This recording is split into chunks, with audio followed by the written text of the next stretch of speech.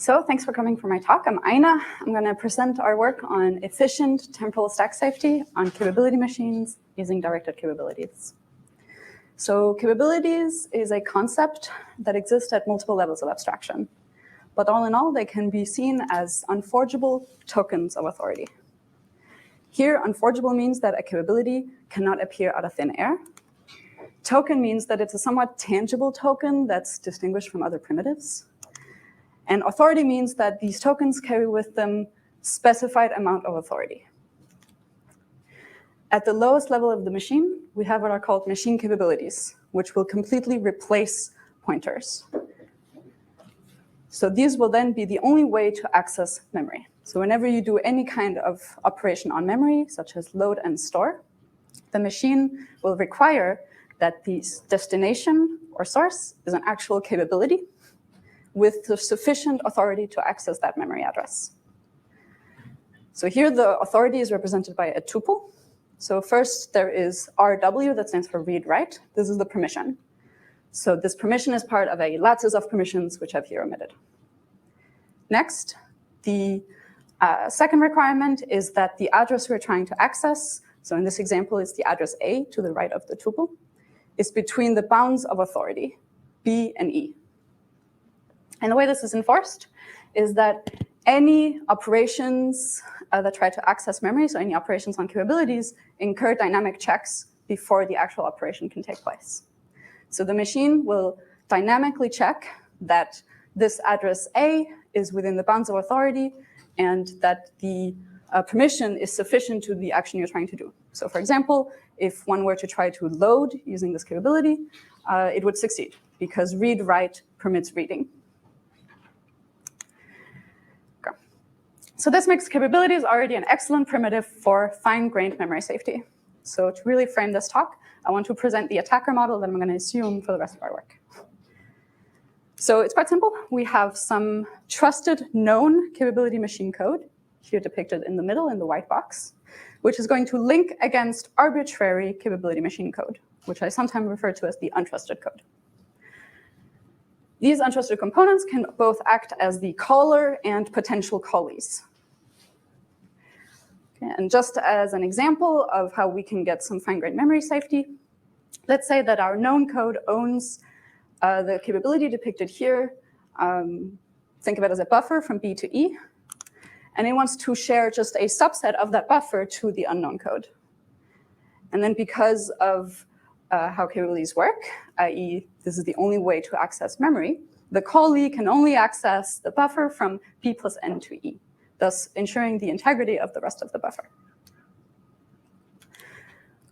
So the particular capability machine we're interested in is a family of capability machines called Cherry. They've become very prominent as of late. Even ARM is working with Cherry to actually build one. And in Cherry, there's a special bit in this authority called the locality. So the locality bit on Cherry can be either global or local. And with it comes this new permission that I will mention more concretely later on. It's above read-write. It stands for read-write local. I'll explain the point of it later. What suffices to know about the locality is that it represents the intended scope and lifetime of a capability. So it's in order to distinguish between global capabilities that whose ownership ought to persist across multiple calls. They could also be shared between multiple components. Versus local capabilities, which are really just local to a particular run of a function. Think any local variables on the stack. Okay, so if you have any local variable, its lifetime ought to end once the function ends. And likewise, it's really local to the current function. So another way that I like to look at it is that global capabilities are capabilities that point to the heap, whereas local capabilities point to the stack. It's a somewhat simplistic view, but it helps for the purpose of this talk. And this distinction, as it turns out, can be used to go beyond spatial memory safety. So there is a line of work that goes to explore how to enforce various properties robustly against any arbitrary code of properties we've come to expect from higher-level languages. So for example, well-bracketed control flow, local state encapsulation, and these temporal properties of local state that I hinted to. All these properties have in common in that they're somewhat stack related. They will all be implemented by a well-behaved call stack. Okay, typically, they'll be implemented by a compiler. And since we want these properties to hold robustly, we need this stack to be secure. So it needs to keep behaving like a call stack, even when it links with unknown arbitrary code that wasn't necessarily the result of a compiler. And the stack will be kept secure via a calling convention. So I want to frame these properties in terms of stack frame disciplines, because that's going to help us really get in the framework of secure stacks. So let's imagine that we have a call stack that grows up. So frames are pushed from the bottom up. Well-bracketed control flow will dictate that they are pushed and popped in a first in, last out order. Then what we call local state encapsulation, it means that a function cannot read the contents of lower stack frames. So it cannot go outside the scope of its own frame. And we're going to distinguish this from more temporal properties of the stack, which means that a frame should not be able to read the previous content of popped frames. And just to be more precise, we're going to distinguish between temporal confidentiality, meaning that a function cannot be influenced by the content of higher frames, versus just the simpler fact that the pointer that I've depicted here, which is essentially dangling, it's pointing to unused parts of the stack, it shouldn't even exist in the first place. Okay. So there's a line of work that goes to investigate how to actually implement and enforce a secure stack more or less efficiently using capabilities. So in ESOP 2018, Skorsengård and others showed how to design a calling convention to get these security properties just using cherry local capabilities. And as it turns out, this is possible. However, it occurs a very high overhead. So in this calling convention, they needed to clear the full stack before every call. So I mean full stack, unused, except lower frames. So this is a very big overhead. So as an improvement, in POPL 2019, they came up with or proposed a new kind of capability that they called linear capabilities. Using linear capabilities, they could get a much faster calling convention. So unfortunately, though, it turns out that linear capabilities might not actually be implemented in practice. The reason is a linear capability is one that cannot be aliased. However, that means in order to move a linear capability, it needs to be an atomic move, because you need to make sure that at no point can there be any alias accessed. And because of that, it would actually be a lot of overhead to implement these in practice. In a different line of work, CSF 2019, Temporal and others investigate temporal capabilities. This was an investigation specifically of these temporal properties of the stack, namely this dangling stack pointer issue. Then in POPL 21, George and others came up with a new kind of capability, now called uninitialized capabilities. And again, this is to improve on the whole situation with local capabilities, but now with a kind of capability that more realistically could exist in hardware. Uninitialized capabilities were great to protect a function against callees. However, they still incur a bit of overhead when they return to the caller. So they still needed to do some amount of clearing to return to the unknown caller. So I want to place our work compared to these other works in a table, just to give an idea. And I want to preface this by saying this is by no means meant as a comprehensive or formal study or survey of existing work. It's really just to place our work compared to those. Right, so the local capabilities required full stack clearing, represented by 3 ticks to say that it's a very high overhead. Then the POPL work used local capabilities, so still used the same localities, but had a new permission called uninitialized to improve the calling convention and have some but minimal amount of clearing, but still some, so it had some overhead. I think it's also interesting to point out that neither of these really disallow the existence of dangling stack pointers. They just make it somewhat benign in that they would clear the frame when you pop it. However, one could argue that you actually don't want these dangling pointers to exist at all. Linear capabilities, as I mentioned, have very little overhead, no clearing required. However, unfortunately, it might be implemented in hardware. And then finally, temporal capabilities really investigated these dangling stack pointers. It's also interesting to note, I forgot to. It's also interesting to note that they require a bit more space to represent. They are essentially replacing the locality with the depth of a stack frame, so it required more bits to represent a capability. Right. So I'm going to present our new work, which is building upon the uninitialized capabilities, but we're going to introduce a new locality. With a few tweaks and changes, we're going to be able to design a new calling convention that requires no clearing at all. And we're actually going to completely also prevent dangling stack pointers from existing. So more concretely, we present directed capabilities, a new kind of locality. We design a new calling convention with no memory clearing, which enforces temporal confidentiality and the absence of dangling stack pointers. And we formalize the work in COC using the iris logic. So it's a three-part formalization. We have a unary logical relation to reason about the robust integrity of particular examples. We also have some case studies of examples. Then there is a binary logical relation to reason about the robust confidentiality of examples. So this is in particular interesting for this temporal confidentiality aspect of temporal stack safety. And then finally, we design an overlay semantics. This is a method used in the work on linear capabilities mentioned before.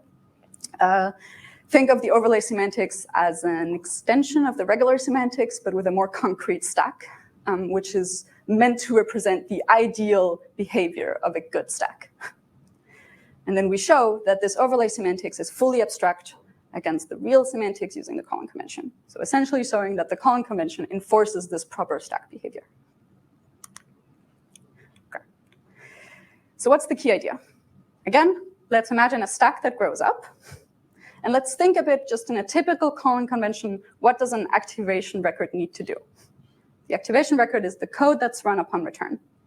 So in particular, it needs to restore the old stack pointer and the continuation.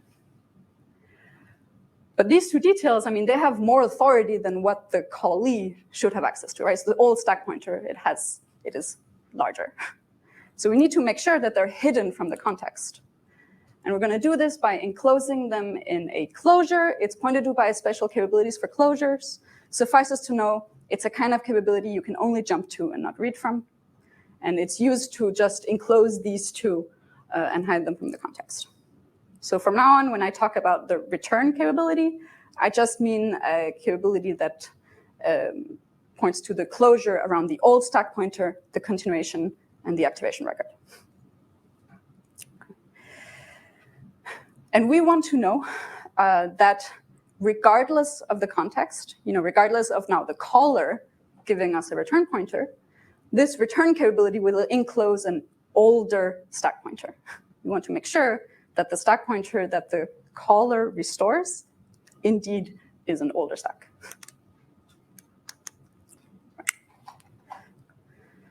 So we're going to do this by following the observation that the spatial properties of a call stack are actually really inherently tied to its temporal properties.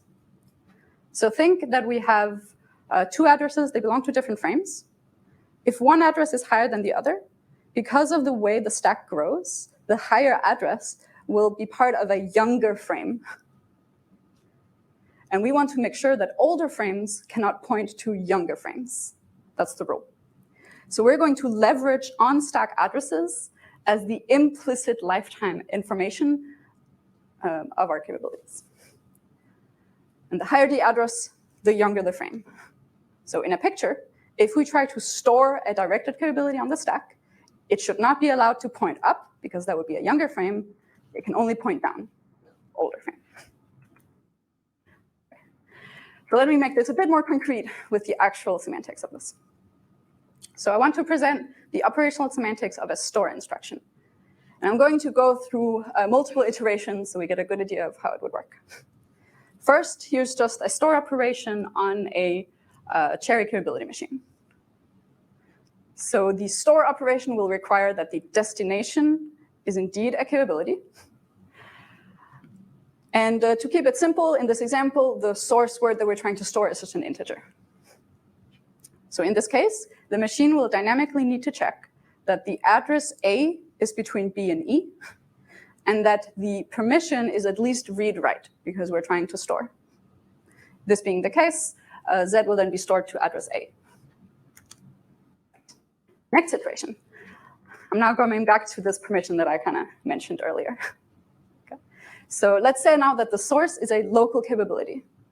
And local capabilities require a specific amount of authority to be stored. This is how we're going to distinguish local from global. And this permission is called read-write local. So in order to store local capabilities, we need the permission to be read-write local. Right. So what are we going to change now with directed capabilities? Most of it stays the same. We're still requiring A to be between the bounds. We're still requiring the permission to be read-write local. The only change is that we're now going to make sure it points down. So we're going to compare the read authority of the source with the address that we're storing to. So this is the change. And just to reiterate, we are comparing the highest possible read authority of the source being E prime, like that's the highest address this capability could potentially read to. And we need to make sure that it's at most A, and A being the destination address. Right. Okay, so the change is somewhat minimal. And I hope now to convince you that we can use this in a calling convention. But this will be quite subtle, so I'll try to be a bit slow. So it's building upon the previous calling convention using uninitialized capabilities. Just to set the stage, I want to briefly explain how the uninitialized calling convention works when doing a new call to a callee. So suffices to know that by construction, uninitialized capabilities must be written to before they can be read from. Essentially, here in this yellow region, it's uninitialized, meaning that you cannot read its content before overriding it. And this will just prevent the callee from reading the old contents of the stack. So when we're ready to make a call to a new callee, we restrict the stack pointer, make sure that they receive an uninitialized version. And then we create this activation record, which is a closure around the old stack capability and the continuation. And this return capability is marked as local, so it has a local locality. What are we doing with directed capabilities? Well, as I mentioned before, uninitialized capabilities are great for protecting against callees, so we're actually not going to change anything. The only change is that now the return capability is directed. Note that we're passing the return pointer on the stack itself, but this is fine because it points down, so the store is allowed. All right, so far no changes. The interesting change happens when we flip it, so upon return. So we're now in the symmetric situation where the trusted code is ready to return to the untrusted caller. So the caller passed us in the beginning, presumably a directed return capability that we're now ready to invoke. Okay, so this the only requirement was that this return capability was passed on the stack. However, because of the directedness, that means we know it must point down. So we know that the closure they gave us points down. And by transitivity, we also know that any old stack pointer that they are enclosing also points down.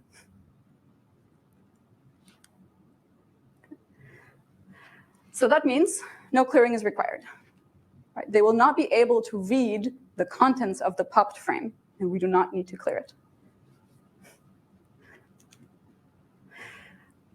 Okay. So we claim that these directed capabilities can realistically be implemented in hardware. So first, similar claims were made in the uninitialized work, where the proposed uninitialized capabilities would require one additional bit of representation for the permissions, and some arguments about why the altered semantics are feasible. And in our work, the new directed capabilities, again, they require one additional bit for the locality. And the altered semantics are just one added arithmetic check. They are the same as existing arithmetic bounds check. So the argument is the same optimization patterns could feasibly apply. And I think it's interesting to note, these 2 bits of representation that are required are actually already available in the current compression schemes of Cherry. Okay. However, I've hoped to at least convince you that the argument is very subtle about why this works. So it's very important to make a very rigorous formalization. We formalized everything in Coq, and parts of it using the iris logic. I'll not go into depths about the formalization in this talk, but there are more details in the paper. Just to summarize, it contains a program logic to reason about the known code, and then we use cryptological relations to reason about the unknown code. This includes a value relation, which defines what it means to safely share a capability, and an expression relation, defining what it means to safely execute. And then these being cryptological relations, they depend on a state transition system that is meant to capture these different stack safety properties that I mentioned. It's building on prior work. So the dotted lines and the thin line are meant to represent well-bracketed control flow. This is built on a lot of former work. And then the thicker orange line is a new kind of transition we came up with to capture the temporal properties of our frame. We have both a unary model to reason about integrity, but then for the first time, we also introduce a binary model to reason about confidentiality. Next is a formalization in Coq, which is the overlay semantics, as I mentioned, an extension of the machine operational semantics with what I call an instrumented stack, which is restricted to behave as a secure stack ought to behave. So you can kind of look at it and see that the frames behave like they should. And then there are some abstract instructions for call and return, manipulating the stack. And we then show that the overlay semantics is fully abstract with respect to the machine semantics. And what's new in this overlay semantics compared to the work in the linear capabilities is that we are really popping frames. So this is representing the temporal aspect. In conclusion, we present a new kind of directed capabilities requiring just one extra representation bit and one additional arithmetic check. But with that, we get a new calling convention with no clearing at all that manages to completely avoid dangling stack pointers. And we fully verified it in a 3-part formalization that we then use on a series of examples that depend on various degrees of stack safety, all of it mechanized in Iris and Coq. Thank you.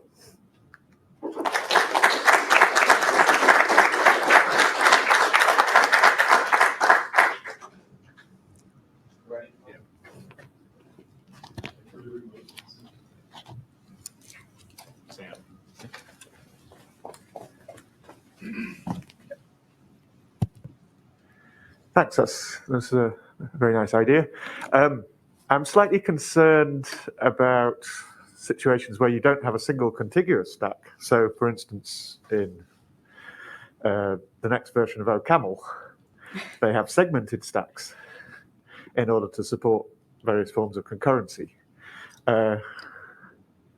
Is there a way of adapting this to that kind of situation? Ooh, okay, that's an excellent question.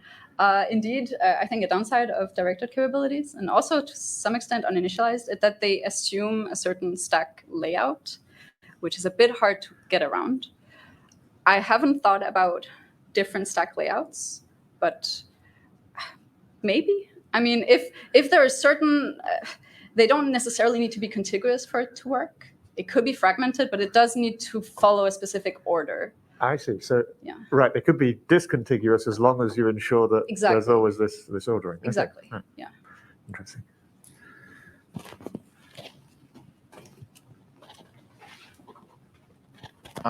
Is it impossible to hold a directed capability in a register? No, it can be in registers. Registers are cleared in between calls. I didn't show that here. But you don't know what it's directed relative to if it's in a register, right? Like. I didn't understand the last part. Maybe I'll take it offline. Okay. But indeed you could, I mean, if you're not careful, you can't pass a directed capability with too much authority in the register. So in this calling convention, we're passing parameters on the stack and making sure to clear registers. And in fact, there's even some tension not mentioned here. If one of the arguments passed is pointing to a stack object, then one needs to be quite careful about what that stack object contains. But yeah.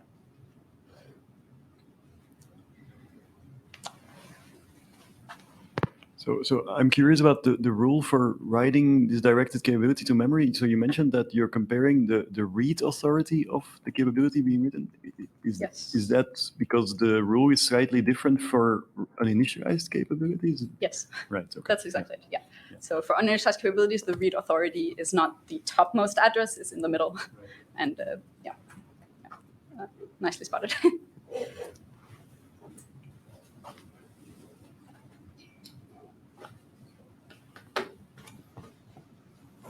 Yeah. So I'll ask a sort of obvious question, which is, what are the next steps for this work? Yeah. I think applying it to an actual compiler would be a good one. This requires a bunch of challenges, namely also mentioned before. I mean, they're sort of restricted in how the stack can actually operate. So for example, a particular challenge is that directed capabilities don't allow for cycles. So if you have a cycle of stack variables, that would be a problem. So we need some kind of clever compilation scheme to actually apply that. So I think that would be an interesting next step. Yeah. Maybe trying to see if they can be also implemented in practice for real. So capability machines are coming out. ARM is making some, and I would love to try to see if this could actually exist for real and do some kind of benchmarking, for example. Have you actually interacted with the ARM engineers about this idea of the directed capabilities? The ARM engineers know, somewhat informally with some of the Cherry engineers. Yeah. They seemed open to it, but since they have a lot of other concerns before getting this degree of security, it's not in their immediate. But unlike the linear capabilities, they were a bit more hopeful that it could be implementable. Okay. If there's no more questions, let's thank Ina.